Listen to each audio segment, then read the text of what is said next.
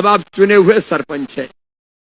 हो सकता है कोई ने आपको वोट नहीं दिया हो, कुछ तो ऐसे हैं कि जो निर्विरोध चुन के आए हैं।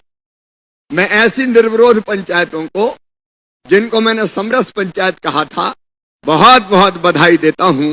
वहां चुनाव नहीं हुए, सबने मिलकर तय कर लिया कि फलाना सरपंच बनेगा और पंच बनेंगे। मैं उनको भी बहुत बधाई देता हूं। लेकिन लोकतंत्र में चुनाव, लोकतंत्र की विशेषता, चुनाव होना कोई खराब भी नहीं है, क्योंकि लोकतंत्र में तय किया है भाई कि जनता अपनी मन से अपना प्रतिनिधि चुने।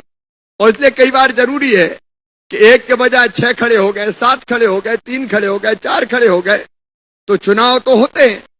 चुनाव लोकतंत्र की खूबी भी है। लेकिन एक प्रार्थना मेरी आप सबसे, पंचायत में जनता सब अपनी रहती है।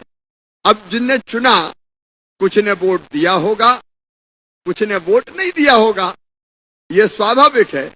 लेकिन चुनने के बाद आपके मन में यह भाव ना रहे, इसने नहीं दिया, जरा इसको तो देखता हूं।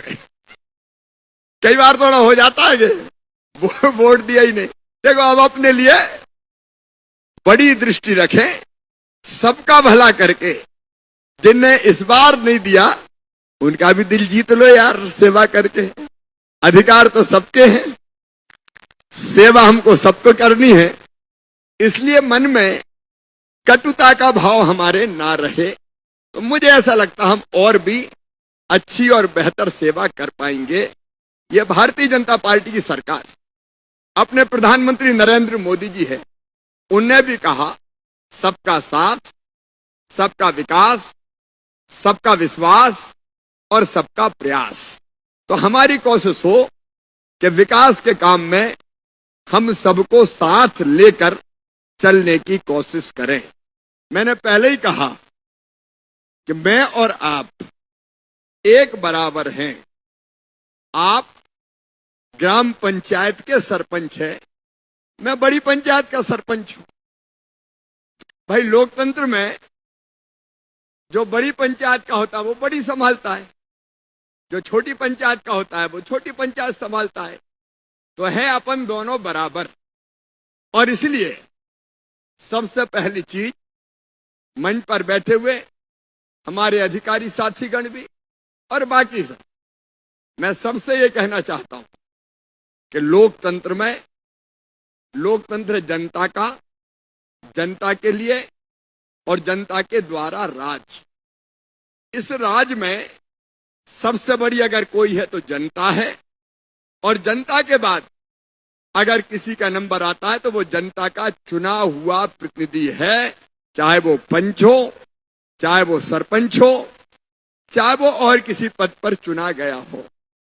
लोकतंत्र में चुनी हुई व्यवस्था ही सबसे ऊपर होती है।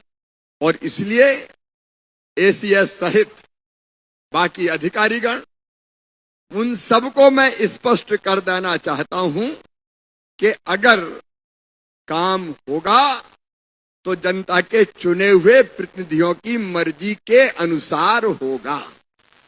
देखो, हमें जनता ने अधिकार दिया है, जनता ने वोट दिया है, जनता ने चुना है, जनता की अपेक्षा है। और हमारा तो टाइम भी 5 साल का है, तो 5 साल का ये कार्यकाल सरपंचों का यशस्वी हो और वो ढंग से जनता के संकल्प और सपने पूरे कर पाए। और इसलिए जो त्रिस्तरीय पंचायती राज में आपको अधिकार दिए गए हैं, वो अधिकार आपके ही हाथ में होंगे, उनको और किसी के हाथ में नहीं जाने दूंगा। मेरे प्रिय सरपंच बहनों और भाइयों, अपना गांव गरीबी मुक्त कैसे बने, देखो सोचो, आप एक बार गंभीरता से सोचो। मैं केवल भाषण देने नहीं आया, मैं दिल में और आत्मा में मेरे जो चीज भरी है, जो भाव छुपे हैं, वो आपके सामने उड़ेलने आया हूं। गांव में गरीबी मुक्त अब कैसे होगा? देखिए, रोटी, कपड़ा, मकान, पढ़ाई, दवाई और रोजगार का इंतजाम, ये अगर हमने ढंग से कर दिया तो गांव गरीबी मुक्त होगा। अब नंबर 1 रोटी, तो राशन की व्यवस्था है, आप सब जानते हैं। आपको और ठीक से उस व्यवस्था को देखना है कि 5 किलो फ्री में राशन प्रधानमंत्री गरीब कल्याण योजना का जा रहा है और 5 किलो मुख्यमंत्री अन्नपूर्णा योजना का अन्न आता है। ये अनाज ठीक से बटे, ये हमारी लगातार कोशिश रही है। लेकिन माइक्रो लेवल पे तो आप ही देखोगे ना कि कहीं कोई गड़बड़ नहीं हो रही। अगर ये हमने ढंग से देख लिया तो एक सीमा तक अन्न की पूर्ति हो जाती है। तो आप देखोगे क्या मैं आपसे पूछ रहा हूं, सब देखेंगे।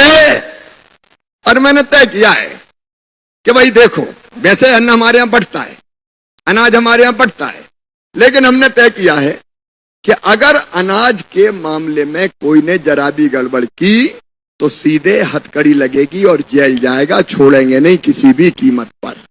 लेकिन आप अपनी पंचायत में देख लोगे तो गरीबी मुक्त करने का एक बड़ा काम हो जाएगा।